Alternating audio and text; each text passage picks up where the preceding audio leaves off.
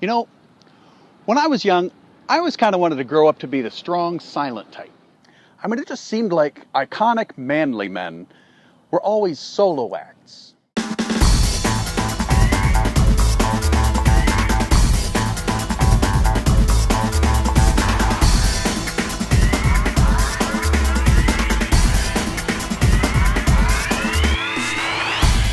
So I'm on a spiritual quest to answer the question, what should a man be? To look for the traits that are most important, I decided to take a look at the life of Jesus. Revelation 1 has a portrait of Jesus we may not be used to. I turned around to see the voice that was speaking to me. And when I turned, I saw 7 golden lampstands.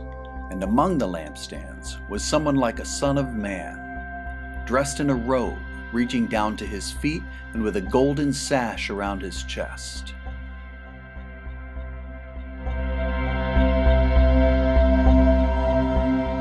Let's start with this. Why does it say that Jesus stood among the lampstands? What are the lampstands?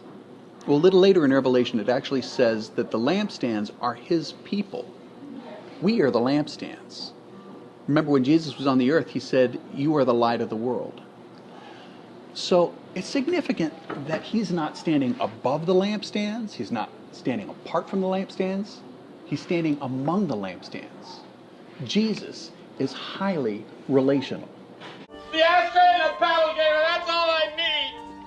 And this remote control. The ashtray and a paddle game and the remote control, that's all I need. You might say, I don't need anybody. Well, fine, but Jesus didn't need anybody either, and he was highly relational. As far as I know, he never performed a miracle without someone else's participation. When he fed 5,000 people, he could have made, loaves of bread and fish to feed everybody ex nihilo, out of nothing. But instead, he waited for a kid to bring his lunch to Philip, and Philip brought him the 5 loaves and 2 fish. And that's how he fed everybody. Jesus likes to work with people.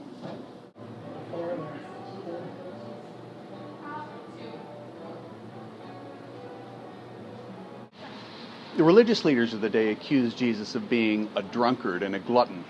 Not because Jesus got drunk or ate too much, but because he was always going to parties where there were sinners.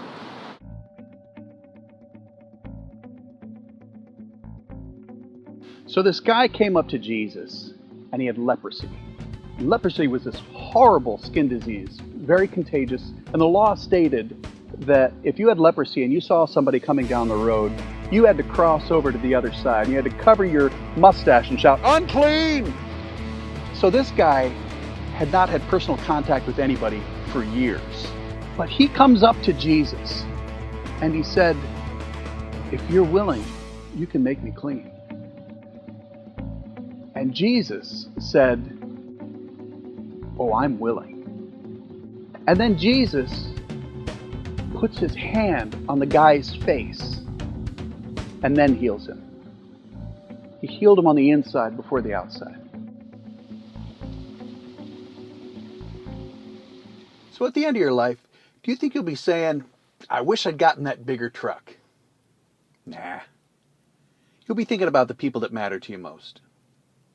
And at your funeral, you want somebody to say, "Well, I never really got to know him because he was the strong, silent type." Come on.